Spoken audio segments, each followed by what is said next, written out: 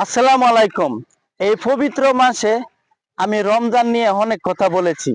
কেউ বা কষ্ট পাইছেন, আর কেউ বা একটু ভালো পাইছেন। আমি আপনাদের কাছে একটা কথা বলি ভাই, 30 রোজা হারিয়ে ফেলেছেন, আপনি অনেক কিছু হারিয়ে ফেলেছেন।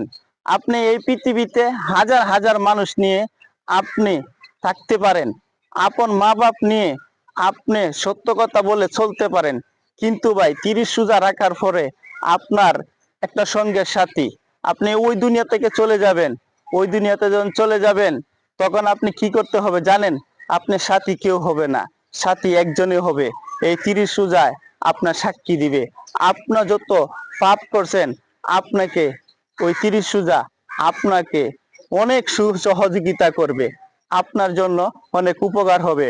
ভাই বুঝবেন, একদিন বুঝবেন, যেদিন চলে যাবেন সেদিনই বুঝবেন। হয়তো ঈদ আজকে হবে, নয়তো কালকে হবে, সবাই আনন্দ করবেন, কিন্তু আনন্দ থাকবে না যদি 30 রোজা আপনারা রাখতে পারেন।